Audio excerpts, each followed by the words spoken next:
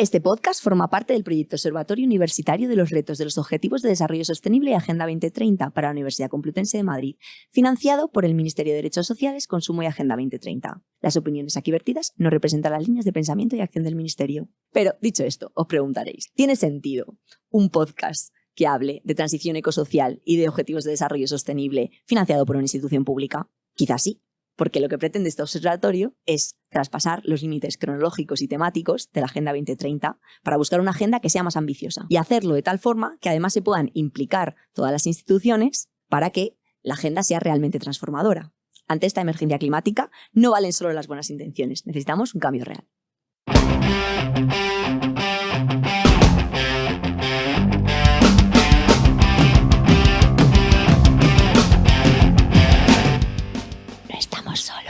No os preocupéis que no vamos a hacer un programa sobre frikis del misterio, pero es que literalmente es así. No estamos solas en este campus. No somos la única especie que lo habita. En realidad formamos parte de un ecosistema y coexistimos con muchísimos de otros seres. Y no hablo de especímenes, que de esos ya tenemos unos cuantos. Qué importante es el lenguaje. Por eso estoy súper contenta de que vengan hoy con nosotras a hablar Víctor y Belén.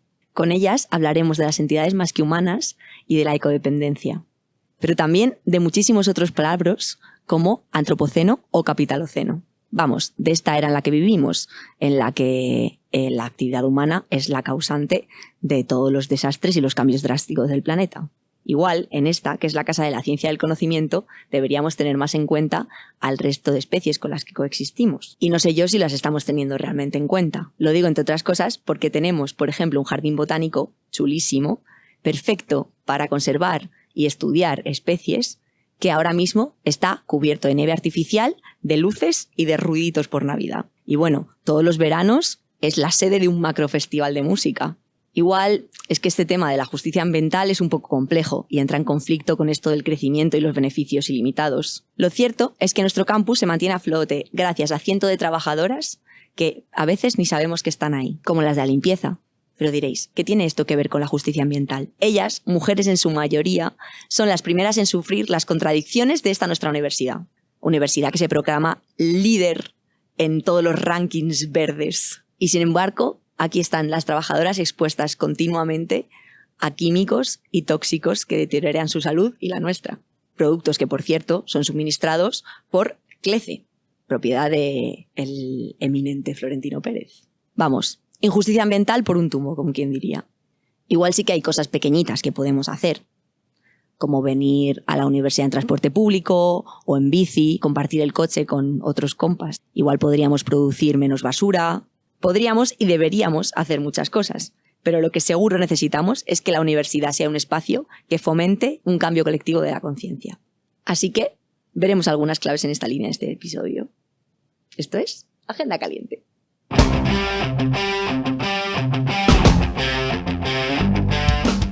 En este nuevo episodio están con nosotras Belén Rodríguez, que es profesora en la Facultad de Físicas de la Complutense, pero está especializada en clima y en temas de variabilidad climática, ¿no?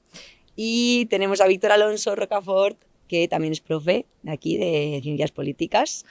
Y veníamos hablando un poco, ¿no? De que ya no nos sirve o hemos dejado de usar la idea de límites planetarios seguros y estamos empezando a hablar de límites planetarios seguros y justos, ¿no? ¿Qué se está haciendo alrededor de estas cuestiones de justicia social, de justicia ambiental, de justicia ecológica? ¿Y cómo lo estáis aterrizando ahí desde el proyecto? Bueno, muchas gracias por la invitación, Yara. A ver, ahora mismo nosotros sabemos, ¿no?, que tenemos un reto con lo que es la justicia social. La justicia social la tenemos reflejada en nuestras constituciones, en nuestras leyes, pero a diferencia de los derechos fundamentales o de primera generación, las libertades básicas, que las puedes reclamar en un juzgado, pues un derecho a la vivienda, por mucho que esté en el artículo 47 de la Constitución, no podemos ir al juzgado y decir, oye, que no tengo una vivienda digna. O el derecho a la salud, el derecho a la educación, ¿vale? Todos los derechos sociales, es decir, la justicia social, todavía hay muchas conquistas por realizar en ese campo. Pero cuando estamos en ese estadio, resulta que lo que tenemos ahora mismo en el centro, ¿no? El gran elefante en la habitación del siglo XXI es la emergencia planetaria. Y ante eso, la justicia social no se basta. Tenemos que abrir el foco y empezar a pensar, bueno, pues que igual que hay discriminaciones a la hora de acceder a la salud, a la educación o a una vivienda, que tienen que ver con una visión interseccional, donde no hay solo cuestiones de género, sino que también hay cuestiones de clase, de racialización, de orientación sexual, que están discriminando a las personas, también vemos que en cuestiones de contaminación suceden las mismas discriminaciones o parecidas, ¿no? Nosotros aquí en la facultad, por ejemplo, los productos tóxicos de limpieza. ¿A quién afecta en primer lugar esos productos? A las trabajadoras de la limpieza, que son las personas peor pagadas de nuestra facultad, muchas de ellas racializadas y, por tanto, vemos que esas cuestiones de justicia social, cuando abrimos el foco a la justicia ambiental, se reproducen, ¿no? Cuando nos vamos al término de justicia ecológica, que es algo un viaje conceptual que hemos estado trabajando en nuestro grupo, ¿no? De manera interdisciplinar, entre gente de físicas, químicas, biología, relaciones internacionales, derecho y políticas, veíamos que teníamos que tratar de salir también, o de complementar, mejor dicho, estos enfoques con enfoques post-antropocéntricos. ¿Que esto qué quiere decir, esta palabreja? Bueno, pues es más allá de que el antropos, el ser humano, esté en el centro de todo, ¿no? Entonces ahí hablamos de justicia ecológica y nos preguntamos, bueno, pues cómo impactan también todas estas acciones o estas injusticias sobre ecosistemas, entidades que llamamos no humanas y que engloban, bueno, de entidades vivas, como pueden ser plantas, animales, microbios, a entidades no vivas, como son los cielos, como son los ríos, como... Entonces, ahí empezamos a hablar ya de justicia ecológica, ¿no? Y esos productos tóxicos de limpieza no solo afectan a la salud humana, sino también a la salud, ¿no? De los microbiomas, de las plantas que pueda haber. Son nuestras facultades sitios, vamos, casi nulos en biodiversidad. Y para realizar un cambio tenemos que preguntarnos también por estas cosas. Bueno, pues todo ese viaje es un poco el de la justicia social complementada con la ambiental y finalmente llegada a la ecológica, la que nos permite también abrir la dimensión de nuestras propias comunidades. La comunidad universitaria no solo somos los humanos, igual que en el One Health no hablamos solo de salud humana, ¿no? Entonces va un poquito por ahí. Sí, un poco tratar también el campus, ¿no? Como un ecosistema. Eso es. Tratar el campus con todos los elementos que lo componen, no solo las personas que componen el campus, sino también las cosas que nos rodean, ¿no? Que no tienen que ser vivas, como estabas diciendo tú, ¿no? No solamente son las plantas, los jardines, pero también hay materiales del que están hechos, a lo mejor los edificios, que hay que tener en cuenta de qué manera los cuidamos, o de que, por ejemplo, hay materiales que son también perniciosos, ¿no? Ya se ha visto pues que no cualquier material se puede usar en construcción, porque puede haber amianto, o puede haber una serie o las tuberías tienen que estar hechas de una serie de materiales, entonces hay que cuidar, o el cielo, lo que tú hablabas del cielo, ¿no? En tu artículo sobre por qué el cielo es azul, pues el cielo pues se puede hablar desde diferentes disciplinas, pero por ejemplo en nuestro campus podríamos cuidar nuestro cielo y darle una justicia a nuestro cielo, porque tenemos que cuidar pues que, por ejemplo, fenómenos como la isla de calor, pues la tengamos que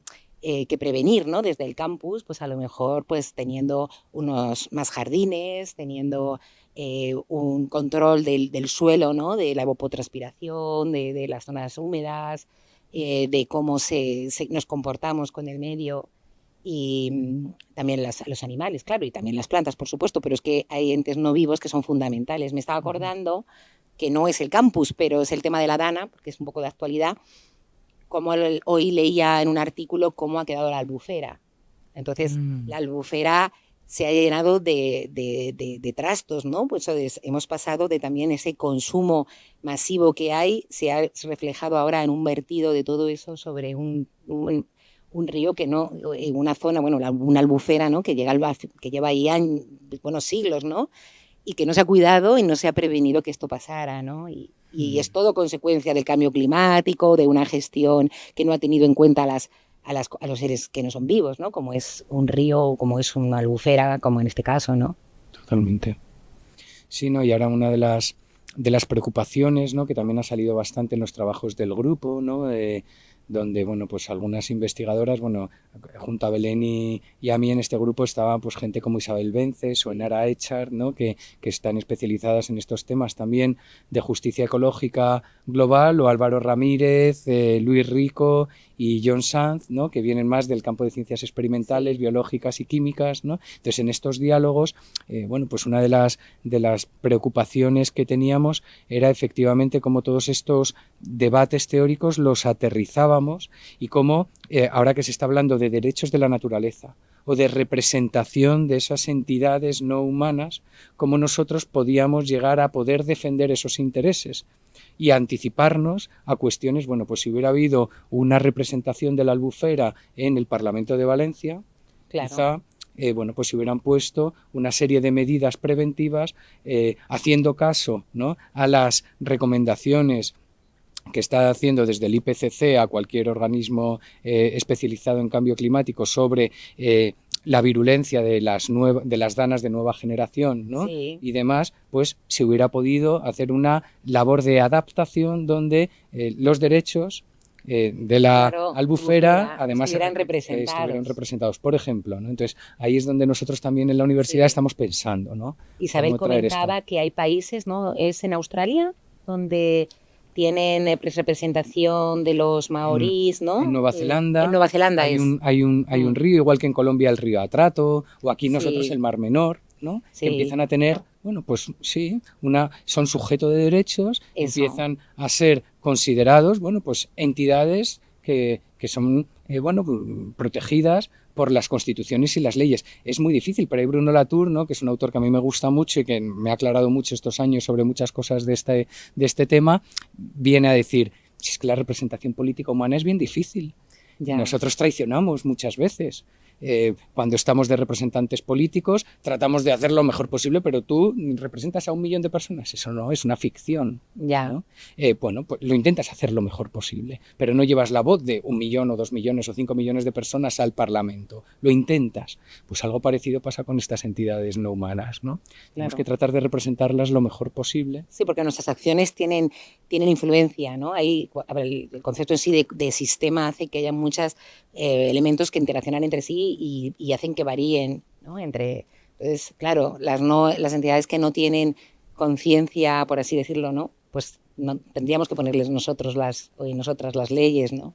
Y que sean sujetos de derecho. Y en la Complutense, por ejemplo, en nuestro campus, podríamos identificar, ¿no? Cuáles son los sujetos de derecho, como pues el cielo, como pues los materiales, como estabas hablando antes de los productos de limpieza, y bueno, creo que es fundamental, ¿no? Identificar y además de todo eso, ¿no? Otra de las cosas que estábamos, ¿verdad?, hablando mucho es ese giro relacional, ese giro ontológico que dicen los filósofos, ¿no? Onto de entidad, ¿no? Lógica, pues el conocimiento de las entidades, de cómo son, ¿no? Por eso hablamos a veces de entidades en lugar de no humanas más que humanas, porque en realidad hay ese giro relacional nos empieza a mostrar una nueva cara sobre nosotros mismos. Sí. Ya somos holobiontes, que eso quiere decir algo así como que, bueno, pues dentro de mi cuerpo, además de células humanas, hay casi igual o más número de bacterias, que es de otro dominio, ¿no? de la vida, totalmente distinto. Somos como un saco interespecies. Y respiro y lo que esa planta está emitiendo como desecho, que es el oxígeno, empieza a pasar por mí. Ya, no, sí, es que entonces, sí. Pero lo tóxico también pasa por mí. Y entonces, en toda esa relacionalidad, ¿no? Las entidades empezamos a tener, bueno, pues un nuevo marco donde estamos estrechamente relacionados, ¿no? Sí, estamos. Y nos tenemos que cuidar recíprocamente. Sí. Me estaba recordando nosotros en el grupo de investigación estamos ahora trabajando en un fenómeno que en el Pacífico se llama el Niño del Pacífico, y cómo el Niño del Pacífico altera los vientos, que a su vez están alterando el afloramiento de nutrientes desde el fondo del mar, también las nubes, la entrada de luz, la función fotosintética y, en última instancia, pues los peces, y eso cómo afecta a comunidades que se dedican a la pesca artesanal dentro de un contexto en el que hay una sobrepesca y hay una pesca pues industrial muchísimo más. Entonces hemos llegado a hacer una conexión multidisciplinar desde algo que es puramente física, dinámica, a algo que es totalmente social. pero esto que es como a gran escala, es lo que estabas diciendo tú ahora mismo, por eso me he acordado. O sea, al final está todo relacionado, todos los elementos están súper relacionados y tenemos, por lo tanto, que tener un control de esas relaciones e identificar bien qué tenemos que proteger, ¿no? Y no pensar que no tiene nada que ver, porque todo está conectado. Yo tengo total convicción de que todo está conectado y que todas nuestras acciones al final están repercutiendo a niveles multisectoriales, ¿no? En línea con esto, entonces, ¿qué se está haciendo ahora en la universidad o qué se podría hacer si entendemos, ¿no? O si queremos entender la universidad o la comunidad universitaria como ecosistema? Si queremos cuidar este cielo, si queremos cuidar nuestro alumnado, ¿no? ¿Qué se está haciendo y qué podríamos hacer entonces, aparte de identificar estas cositas? Bueno, a ver, tenemos ahí ahora ayúdame, ¿no? Belén, con todas las cosas que estamos aterrizando indicadores, ¿no? Sí. Pero tenemos, bueno, pues varias perspectivas abiertas de lo que se puede hacer, de lo que estamos proponiendo. Una de ellas tiene que ver con la propia huella de carbono. Nosotros nos hemos apoyado, ¿no?, en esta idea, ¿no?, del Observatorio 2030, ¿no?, en lo que era la agenda. Lo que pasa es que entendiéndola desde una lectura crítica todavía más interdisciplinar de lo que ya es, etcétera, pero sí que nos servía, ¿no?, pues los ODS relacionados con acción por el clima, el respeto a la vida de los ecosistemas terrestres, la vida submarina, ¿no?, eran un poco en los que más nos fijábamos, ¿no? Además de tener en cuenta todo lo demás, como decíamos, con esa complejidad sistémica. Pero hay, bueno, una de las emergencias mayores en esos límites justos y seguros, por ejemplo, ¿no? El principal que estamos traspasando y que es absolutamente urgente reducirlo, si no cortarlo en seco, es el de las emisiones, ¿no? Ahí podemos hacer muchísimo. Ahora mismo estamos aquí un 21 de noviembre y tengo un calor. Estás en manga corta, ¿no? Que tenemos una caldera a todo, ¿vale? Yo ahí, por ejemplo, soy el vicedecano también de sostenibilidad de esta facultad. Imagínate lo que estoy intentando con la caldera. La caldera la quiero cerrar. Y no me dejan cerrar la caldera. Porque tiene un horario. Porque la caldera es calefacción central. Ya, pero empieza durante no se planifica cuando se enciende y cuando no. Empieza en noviembre. Empieza en noviembre y acaba como en las comunidades de vecinos, que tienes que decir, pero ¿por qué si hoy hace calor? Si hoy hace calor, pero no solo eso, a lo mejor si la quitamos, hay algún día que hace frío.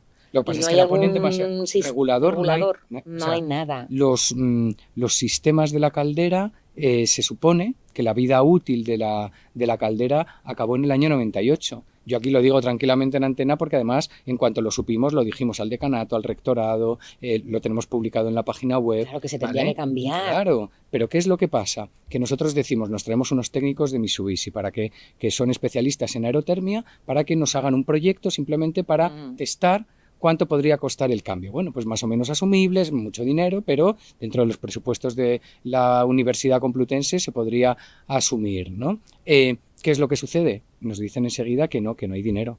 Pero nosotros estamos ahora empezando un proyecto donde queremos identificar si en los últimos años se han cambiado calderas antiguas por calderas nuevas, que eso sería un desastre. Pero creemos que está pasando. Eso es la huella de alcance 1 dentro de la huella de carbono, que en la Complutense tenemos unas 12.000 toneladas de carbono registradas, ¿vale? Ahí podríamos hacer muchísimo. Eso es directo, ¿no? Emisiones directas. Emisiones directas. Porque luego también puedes decir, bueno, en lo que comemos, hacer una huella de carbono de una huella de agua. Sí que se hace, por ejemplo, el alcance 3, que es el transporte y son los residuos, ¿vale? Es algo más indirecto, ¿vale? Sí. Pero también ahí es el grueso, ahí tenemos 23.500 toneladas de carbono. Entonces ahí queremos reducir y para eso necesitamos planes de políticas públicas coherentes para fomentar el transporte público, el transporte en bicicleta, los carriles bicis, todo esto, igual que la LOSU nos dice, tenéis que invertir prioritariamente en infraestructuras verdes, estamos incumpliendo la ley tranquilamente. Ya. Y lo que te dicen es que no hay dinero, pero claro, es todo el marco también de lo que nos viene de la Comunidad de Madrid, bueno, pues un proyecto neoliberal negacionista que te dice te voy a subir un 0,9% a las universidades públicas de Madrid el año que viene. Entonces, y también a nuestro rectorado, que el poco dinero que tiene lo tendría que priorizar en estas cosas y no lo está priorizando y es lo que le estamos exigiendo, ¿no? Entonces, ahí tenemos toda una mezcla, ¿no?, de cuestiones sociales, políticas, económicas, que se mezclan con, por favor, es que ha dicho Naciones Unidas que el planeta va a quedar inhabitable si de aquí al 2030 no reducimos un 43% las emisiones a nivel global, que la idea de justicia global nos dice que el norte global tenemos que reducir todavía más ese 43%. Y además que las regiones mediterráneas yo creo que son las más afectadas, o sea, en cambio climático, sobre todo nuestra región es la que más va a sufrir, lo estamos sufriendo tanto de calor como de eventos extremos que los estamos viendo, ¿no? Y yo creo que también la política que se está teniendo por ejemplo, desde la Comunidad de Madrid es totalmente negacionista, vamos.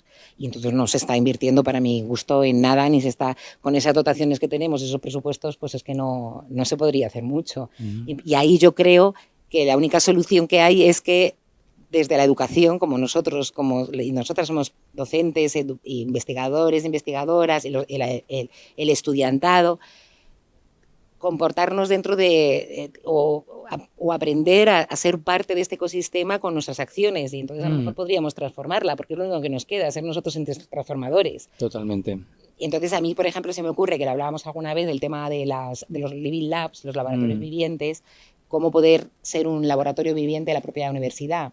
Entonces, lo que comentábamos antes de la estación meteorológica, por ejemplo, que se ha puesto en el Botánico, hemos puesto una estación meteorológica en el Botánico un poco también para las clases, para conocer, usarlo como herramienta de estudio, porque nosotros lo que hacemos, por ejemplo, es análisis de datos o calcular, pero hacer cálculos para aprender metodologías, pero además con datos de nuestro propio campus y de aprender a analizar lo que pasa en nuestro entorno. Entonces, se podrían medir todo tipo de variables que nos indicaran, que fueran indicadores de cómo el campus, del clima, ¿no? O de la meteorología que hay, como un ejemplo también para aprender, ¿no?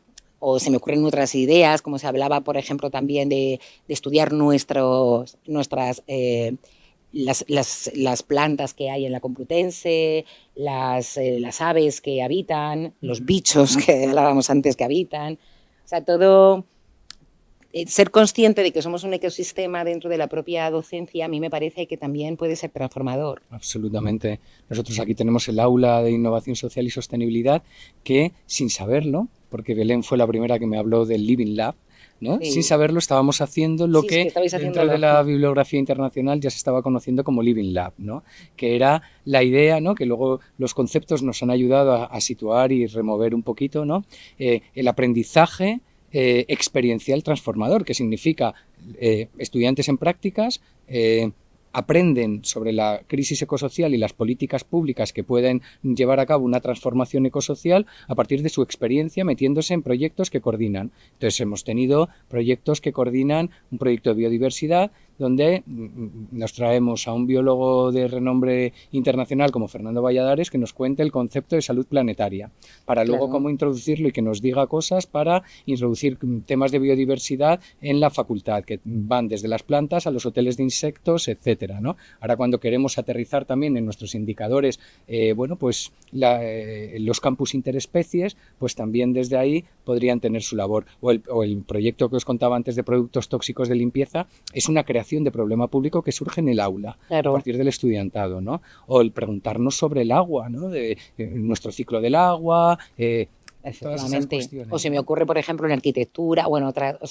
en temas que tienen que ver con los materiales también, analizar los materiales de los que están compuestos los edificios o la eficiencia energética de nuestros edificios.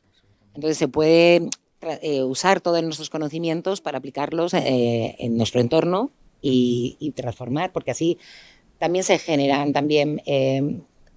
pensamiento crítico y uno mira a su entorno y a lo mejor se da cuenta de que hay una realidad que no te hace falta que te la cuente nadie porque tú la estás experimentando desde el aula, ¿no?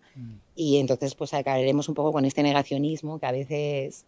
A mí me ha pasado, a mí me ha pasado en clase tener alguna vez alguna persona un poco negacionista y bueno, cuando se ponen a analizar datos y lo ven con su propia experiencia, cambiar totalmente de opinión. Es una realidad el cambio climático, o sea, hace ya muchos años que es una realidad. Lo que pasa es que puedes mejorar los modelos, puedes dar algunos procesos los puedes afinar mejor, puedes reducir la incertidumbre, pero el hecho en sí de que el cambio climático está ahí, hace ya más de 20 años que se sabe. Entonces ahora creo que es el turno pues de las ciencias sociales y de generar una transformación social. Y creo que es ahí el papel, porque si no, no sé qué vamos a hacer, la verdad. Y ahí es ese cierre, ¿no?, de hoy, que estábamos traduciendo todos estos debates, un capítulo que estamos escribiendo colectivamente también con todas estas reflexiones conceptuales y teóricas, bajarlo a indicadores muy concretos que puedan mostrar a la sociedad y a nuestra universidad: estamos aquí. Hay un punto negativo porque todavía tenemos un vínculo, por ejemplo, con empresas fósiles, tenemos esto de huella de carbono y por tanto tal, nuestra biodiversidad es entonces, tenemos esto, etcétera, etcétera, etcétera, hasta 400 y pico indicadores para decirnos dónde estamos y cómo mejorar, que sea un acicate, ¿no?, un impulso, ¿no?, para esa transformación. Entonces, bueno. Pues muchas gracias, y ojalá en esa transformación se entienda la comunidad universitaria como ecosistema, que igual nos sirve. Un avance. Muchas gracias. Gracias, Yara, gracias.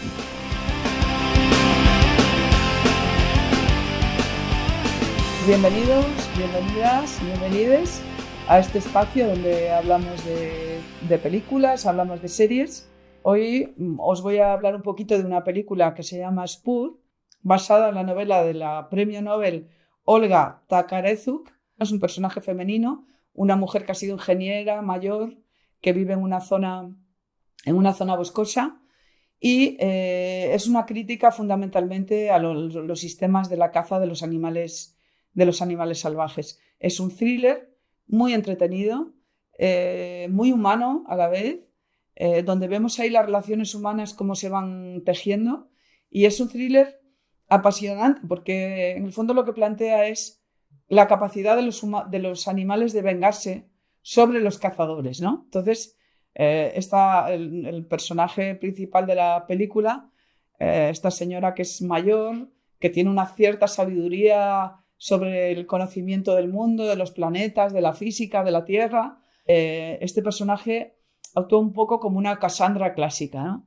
Y ella dice, oye, ojo, que son los animales salvajes que están reaccionando frente a esta maldad humana, y nadie la cree, claro, sino es una vez más catalogada como la vieja loca que cuida a los animales, que en este caso no son gatos, pero podían ser gatos, ¿no?, que es tal vez la imagen más estereotipada, pero ella,